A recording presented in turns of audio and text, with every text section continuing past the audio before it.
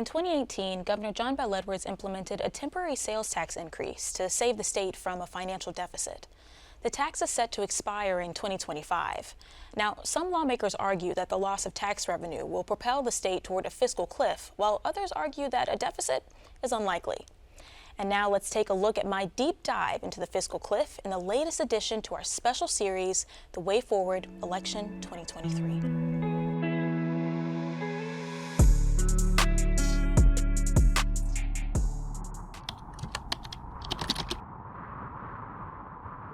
What is a fiscal cliff? By definition, a fiscal cliff is a set of financial factors that cause or threaten sudden and severe economic decline.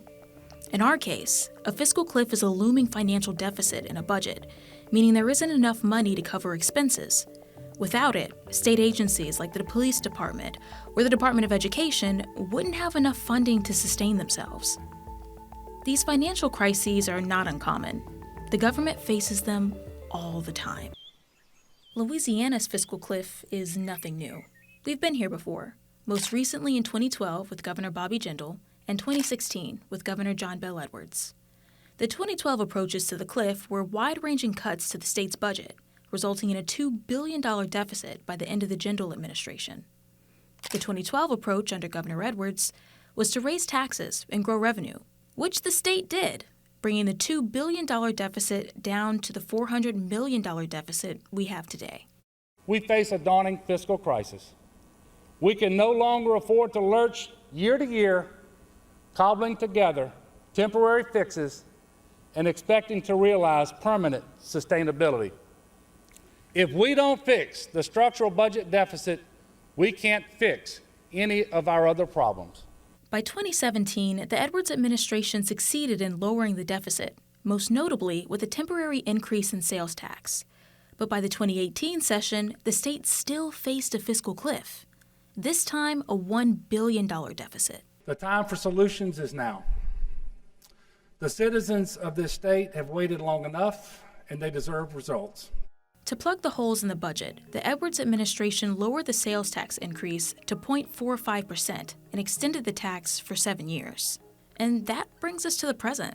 The sales tax increase is set to expire in 2025, which will create a $400 million loss. On top of that, the state is also losing an additional $300 million from the general fund. So in total, Louisiana is looking at almost $1 billion loss. But is this deficit actually a fiscal cliff? There are differing opinions.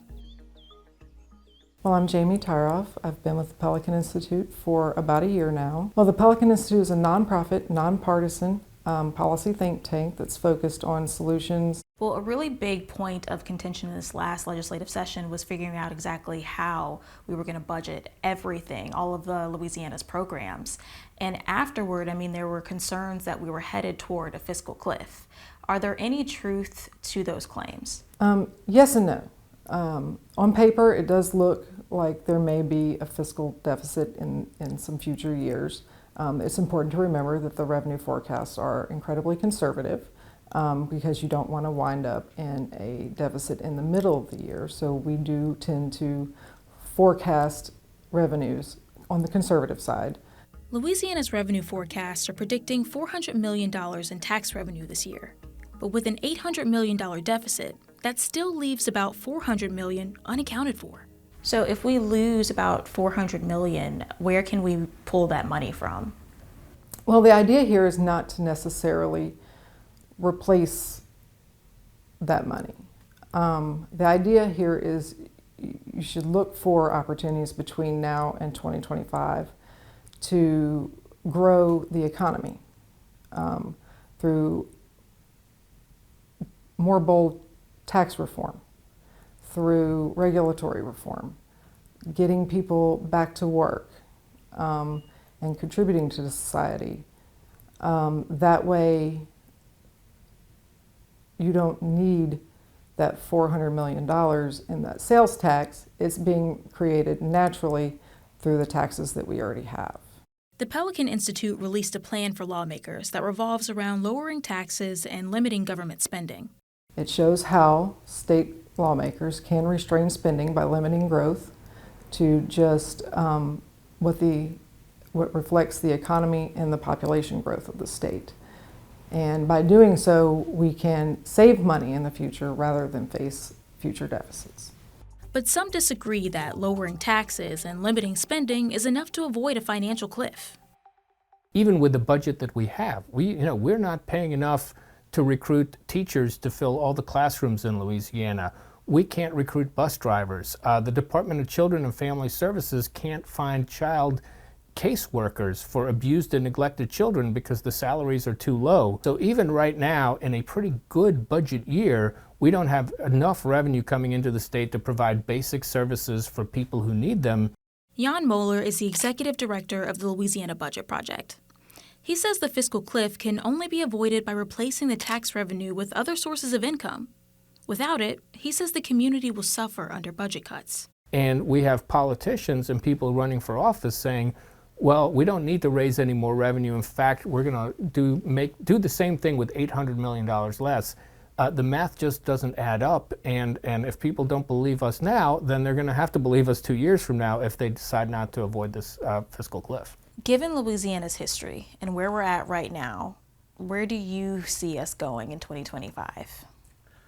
Well, we have an election coming up. We're going to have a new governor. We're going to have a lot of new legislators, and it's impossible to say. My hope is that when they get in and they look at the budget, they're going to realize that they don't want to go back to the way things were under the previous governor, where for 8 years Bobby Jindal tried to cut our way to prosperity. Now, there is a possibility the state could end up with more revenue than what was forecasted. But that possibility is uncertain, at least to the Public Affairs Research Council. We have an official forecast, and the official forecast says we're going to be down $400 million. So that's the one we're relying on. Now, it is both true and completely possible we might have more money than that. And if you look what we've had the past couple of years, we had an official forecast, but then we came in better than expected. And hopefully that happens.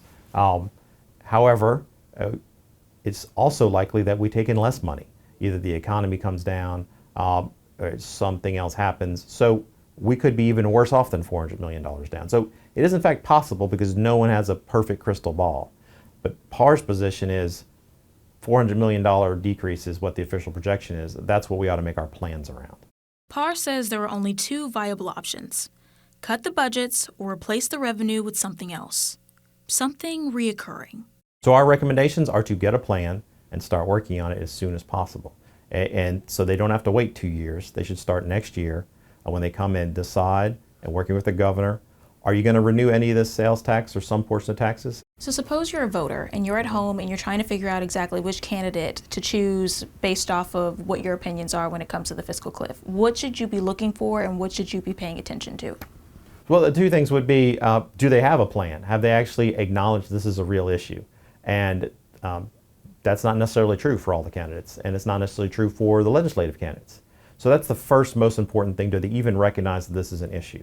So that's something, make sure that they have a plan and Right. make sure that it aligns, I guess, with what your opinions are whenever it comes to the fiscal cliff. Exactly. So if you're okay with raising taxes, you think, hey, look, our services are too important, then that's what you want to hear. Or if you're like, nope, we're overtaxed too much, I want to see that you're actually making cuts, then that's what you want. So whichever solution you want, that's what you want to hear. But either way, get an answer from them. Whether you believe there's a looming fiscal cliff and what should be done about it is up to you, voter. Listen carefully and choose wisely.